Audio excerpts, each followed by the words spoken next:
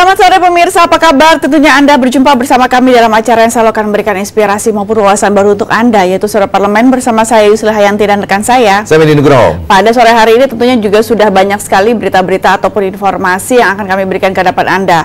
Di posisi kali ini memang di gedung DPR RI ini masih masuk dalam masa reses persidangan 4 tahun sidang 2019 hingga 2020 dan setidaknya juga nanti masa persidangan kembali, masa persidangan 1 tahun sidang 2020 hingga 2021 akan dimulai pada tanggal 16 Agustus mendatang.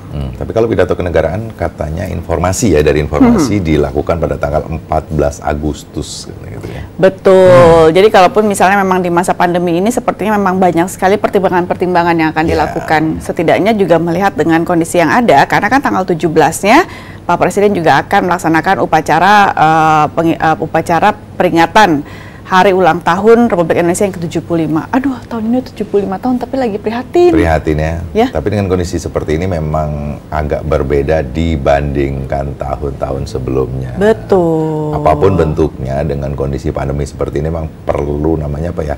Prihatin mungkin ya.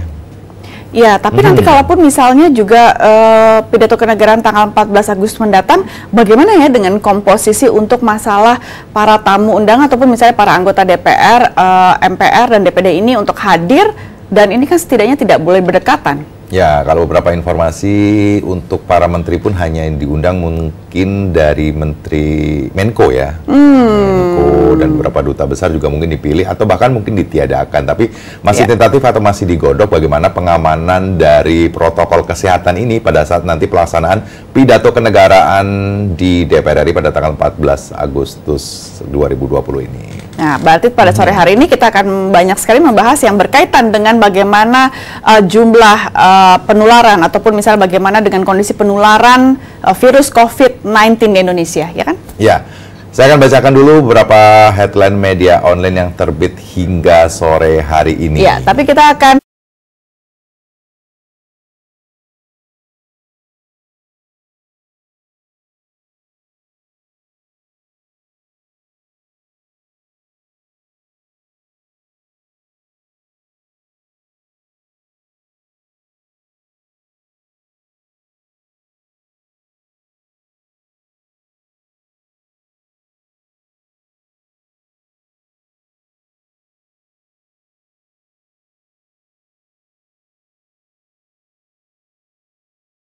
Catat 59 perkantoran di Jakarta menjadi klaster dengan 375 orang dinyatakan positif terpapar virus corona. Juru bicara pemerintah untuk penanganan COVID-19, Wiku Adhisa Smito, membenarkan bahwa data tersebut dari data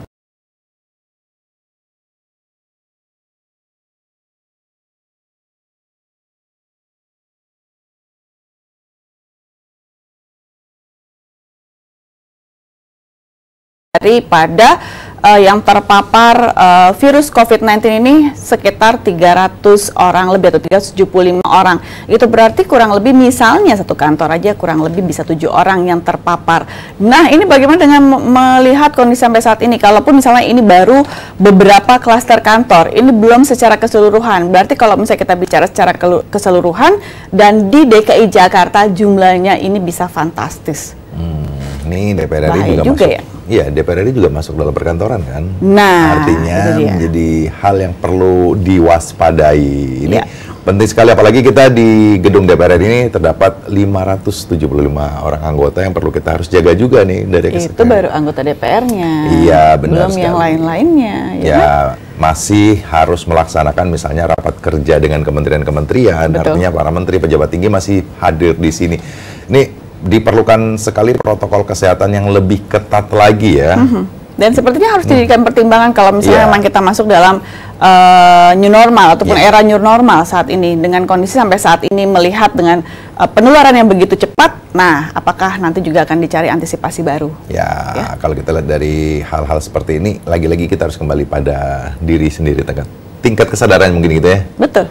Kemudian di kompas.com, saat pemerintah nekat ingin buka sekolah di zona kuning COVID-19, pemerintah dalam waktu dekat akan mengizinkan sekolah di luar zona hijau COVID-19 untuk menggelar kegiatan belajar mengajar tatap muka, meski diklaim didukung oleh masyarakat melalui hasil survei. Kebijakan ini dikritik oleh pemerhati pendidikan. Rencana untuk membuka sekolah ini disampaikan Ketua Satuan Tugas Penanganan COVID-19 Doni Monardo usai rapat dengan Presiden Jokowi pada Senin 27 Juli 2020. Awalnya Doni menjawab bahwa pertanyaan wartawan mengenai peserta didik di daerah yang kesulitan mendapat sinyal internet untuk belajar jarak jauh. Doni mengaku bahwa mengapresiasi berbagai upaya dan kreativitas yang dilakukan agar siswa tetap belajar. Misalnya siswa di Kabupaten Sika, Nusa Tenggara Timur atau NTT yang tetap belajar menggunakan radio. Ya, memang kalau misalnya dengan kondisi saudara-saudara kita yang juga masih bisa mengenyam pendidikan secara normal, misalnya di daerah 3T, ini juga kalau misalnya harus diperhitungkan bagaimana bentuk jaringan yang bisa sampai ke sana. Kalaupun tadi juga di Kabupaten Sika juga masih menggunakan radio sampai saat ini, itu berarti juga bentuk antisipasi agar tidak terjadi penularan yang begitu besar di daerah tersebut. Tapi kalaupun misalnya survei ini sudah dibuat, betul, di DKI Jakarta memang sudah dibuat survei melalui kuesioner yang dikirim dari handphone ya, atau telepon genggam yang memang kita mengisi langsung bagaimana apakah kita juga setuju untuk dilaksanakan tatap muka dalam belajar mengajar ini di Jakarta. Saya sih belum setuju. Ya, kalau kita lihat dari judulnya kan nekatnya pemerintah ya, artinya dengan jumlah yang semakin bertambah, bahkan 100.000 ini kan cukup besar. Karena kalau misalnya kita lihat kan untuk masalah klaster kantor saja sudah menambah jumlah penularan, bagaimana dengan kondisi sekolah akan dibuka? Iya, Pak Doni ini harusnya berbicara langsung ke Pak Presiden ya, untuk bisa mengambil tindakan bahwa arti dari pendidikan ini tidak harus melanggar hal-hal seperti itu terkait dengan protokol kesehatan. Kalau memang belum ya jangan dulu lah. Betul, walaupun masih prioritas utama juga untuk masalah pendidikan Indonesia ya. Menunggulah mungkin dalam kurun waktu hingga akhir tahun atau bahkan di awal tahun nanti ya. Betul. Kemudian di Tempo.co, pimpinan DPR RI segera gelar rapat terkait kasus Joko Chandra. Sebentar lagi pimpinan DPR RI akan mengadakan rapat koordinasi dengan pimpinan Komisi 3 DPR untuk mencari jalan keluar dari kasus Joko Chandra. Dikatakan Dasko di Kompleks Parlemen Jakarta pada Senin 27 Juli 2020. Sebelumnya terjadi polemik mengenai tidak diberikannya izin kepada Komisi Hukum oleh pimpinan DPR untuk mengadakan rapat dengar pendapat atau RDP dengan mitra kerja dalam kasus Joko Chandra di masa reses. RDP yang dilakukan di masa reses harus mendapat izin dari pimpinan DPR. Itu berarti juga sudah mendapatkan izin secara resmi ya, dan setidaknya memang juga akan segera dilanjutkan kembali untuk masalah adanya rapat dengar pendapat yang berkaitan dengan kondisi kasus Joko Chandra. Ya, kalau kita bicara memang kemarin sempat terjadi ada mungkin miskomunikasi ya dikatakan karena dari pimpinan DPR RI, dari Pak Aziz Samsudin tidak memperbolehkan dengan alasan masih reses. Di sisi lain ada hal yang urgensi dikatakan oleh Komisi 3, tapi mungkin dengan koordinasi dan rapat-rapat pimpinan mungkin bisa segera dilakukan ya rapat dengar pendapat tersebut. Ya, walaupun ini masih masuk dalam masa reses ya kali ini ya. Ya, semoga saja kan, karena untuk membedah sebuah kasus yang memang saat ini perlu segera dibicarakan ataupun dicari juga data-data lebih akurat lagi. Pemirsa, informasi yang kami ambil di awal mengenai beberapa headline media online sudah kami hadirkan. Kami akan jeda terlebih dahulu karena setelah ini kami akan hadir ke hadapan Anda dengan masih berputar pada tema yang kami ambil mengenai kasus positif corona di Indonesia mencapai 100.000. Jangan kemana-mana, masih bersama kami tentunya di Suara Parlemen.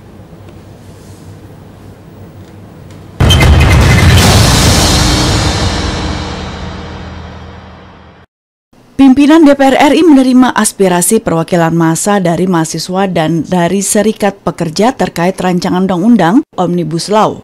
Wakil Ketua DPR RI Sufmi Dasko Ahmad yang ditemui usai menerima perwakilan pendemo dari mahasiswa dan Serikat Buruh di Gedung Nusantara 3 Senayan Jakarta baru-baru ini mengatakan, aspirasi dari perwakilan Serikat Pekerja dan mahasiswa pada dasarnya tuntutan mengenai RUU Omnibus Law Cipta Kerja. Sufmi Dasko juga berpendapat, kesimpulannya DPR akan terus melakukan komunikasi untuk mencari kesepahaman sehingga ditemukan titik temu dalam pembuatan undang-undang yang terbaik.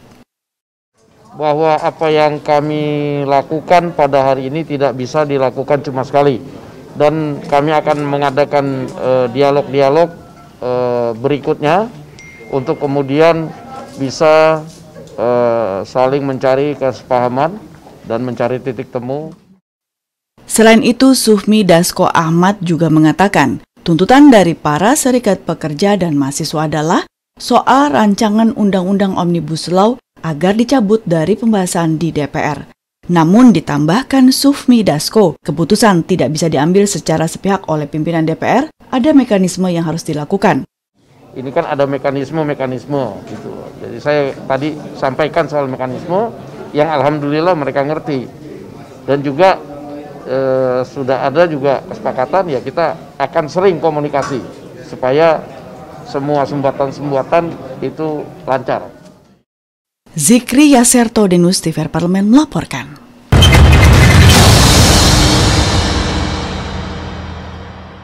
Kasus COVID-19 telah menembus angka 100.000 pasien di Indonesia. Negara ini sedikit lagi akan berada di posisi 20 besar jumlah kasus virus corona terbanyak di dunia. Bahkan melebihi Tiongkok, sumber wabah ini bermula.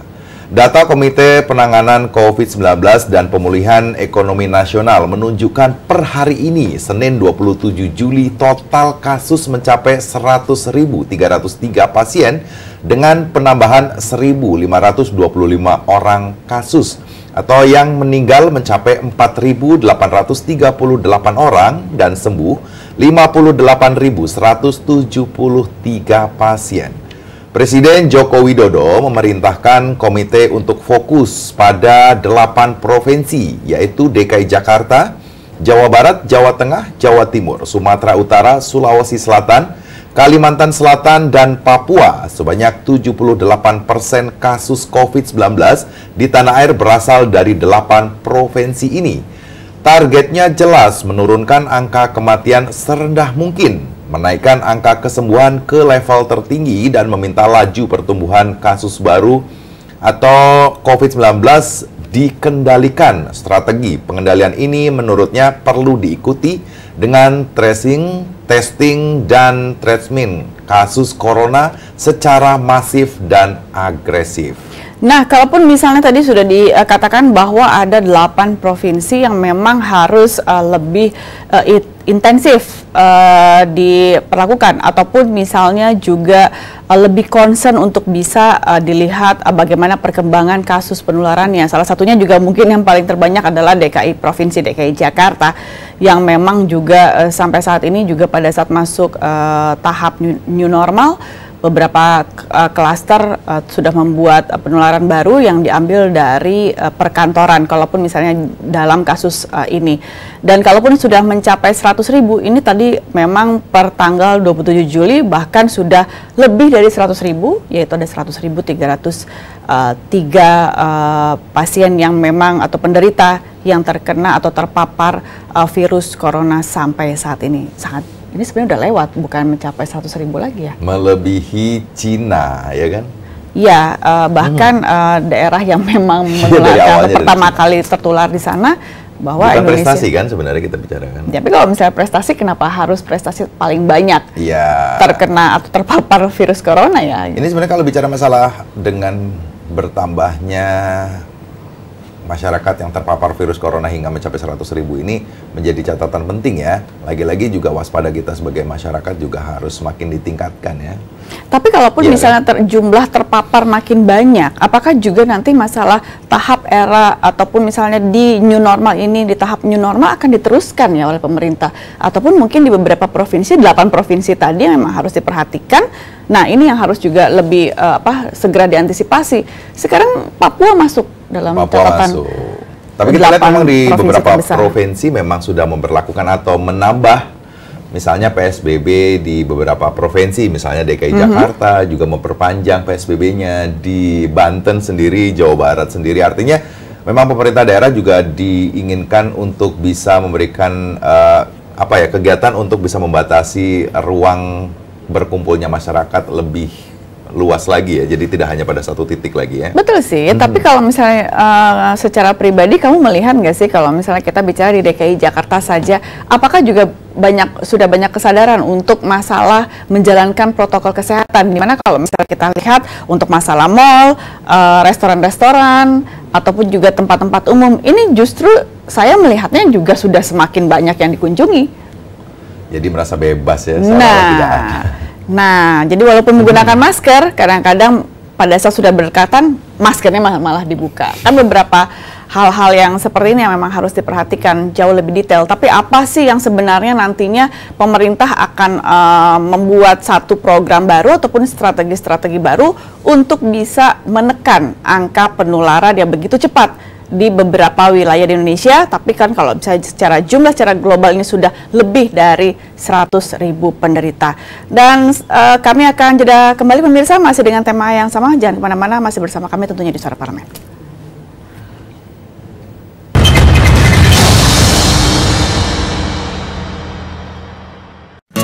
Indonesia siap memasuki tatanan hidup baru di tengah pandemi corona.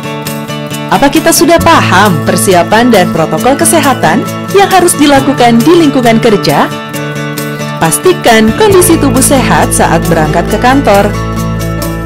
Gunakan masker. Membawa perlengkapan makan sendiri. Sediakan hand sanitizer dan selalu mencuci tangan. Saat akan melakukan ibadah, ingatlah untuk saling menjaga jarak aman dan membawa perlengkapan ibadah sendiri. Karena tempat ibadah sudah tidak menyediakan alat ibadah untuk mengurangi penyebaran virus corona. Semoga kita semua mampu memutus mata rantai penyebaran COVID-19 dan roda perekonomian pun tetap berputar.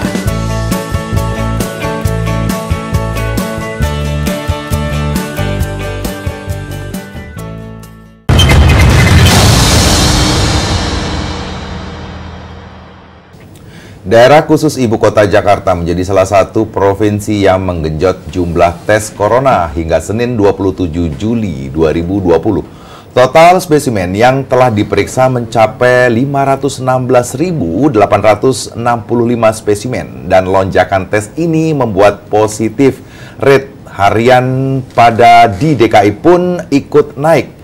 Rekornya terjadi pada Sabtu lalu dengan angka harian mencapai 12,4% dari total 4.325 spesimen yang diperiksa.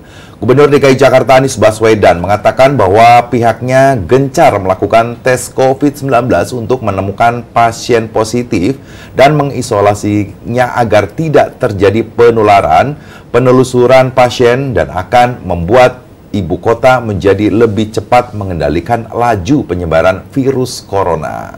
Tapi kamu kebayang nggak sih pada saat kita tuh sama-sama tinggal di Jakarta ataupun di Provinsi DKI Jakarta, melihat dengan kondisi sampai saat ini, mungkinkah kalaupun misalnya memang pemerintah daerah untuk gencar secara intensif untuk bisa melakukan rapid test di beberapa wilayah di DKI Jakarta atau bahkan mungkin seluruh wilayah di DKI Jakarta, akankah tidak cukup fantastis nanti melihat jumlahnya? Karena mungkin saja yang namanya terpapar virus corona ini mungkin sudah banyak, karena lebih banyak memang orang tanpa gejala. Ya, memang menjadi polemik juga terkait dengan jika dilakukannya rapid test secara massal kepada semua masyarakat, ini mungkin jumlahnya akan jauh lebih besar. Bahkan ada yang mengatakan ini pemerintah terlalu menutupi jumlah pasien yang terpapar corona ini. Ini menjadi polemik. Tapi kita mungkin tidak bisa melihat dari sisi benar atau salah, tapi lagi-lagi dari kita mungkin bisa melihatnya bahwa sebenarnya bahwa di lingkungan kita sebenarnya masih punya potensi untuk bisa menularkan atau tertularkannya virus ini sendiri kan.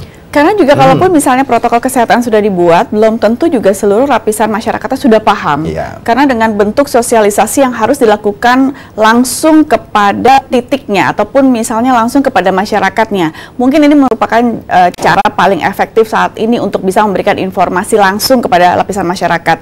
Karena setidaknya bentuk keyakinan ataupun kesadaran yang harus digali dari setiap personalnya atau masing-masing masyarakatnya yang sampai saat ini belum bisa tertangani. Karena kalaupun misalnya sudah menjalankan protokol kesehatan yang sudah dibuat, pasti saya rasa juga bisa kok menekan angka dari penularan yang begitu cepat di DKI Jakarta. Kamu lihat nggak sih pada saat kita melihat bahwa kondisi awal-awal kita mengenal atau masuknya COVID-19 ini kan begitu susahnya mendapatkan vitamin C, ya kan, hand sanitizer begitu susah. Kenapa sekarang orang justru cenderung tidak menjaga kesehatan dengan seperti itu ya? Dan itu sepertinya juga sudah seperti kalau kata-kata berdamai dengan COVID bukan berarti jadi santai. Karena kalau misalnya dilihat mencari masker sekarang tidak susah, untuk misalnya mencari vitamin juga sekarang tidak susah. Cuma mungkin memang karena sekarang sudah masuk new normal, kadang-kadang berpikirnya bahwa ini sudah baik-baik saja, sudah tidak apa-apa. Ya? Nah, jadinya banyak yang akhirnya diremehkan. Ini yang sebenarnya tidak boleh, padahal ini sebenarnya harus tetap sama seperti pada saat memang 3 bulan pertama bahwa Indonesia dinyatakan sudah masuk virus COVID-19 di Indonesia. Semoga nantinya ke depannya juga misalnya ini tekan, jangan sampai sudah lewat dari 100.000 bertambah lagi setiap harinya. Kita harapnya juga nggak sampai jadinya 10 besar ya. Kalaupun misalnya satu prestasi bukan prestasi yang harus dibanggakan. Kalaupun misalnya 20 besar negara yang terpapar virus COVID-19 terbesar di dunia. Dan pemirsa, dengan demikian Suara Parlemen edisi pada sore hari ini telah usai. Saya Yusri Hayanti. Saya Medi Nugroho. Tentunya mengucapkan terima kasih atas perhatian Anda dan sampai jumpa.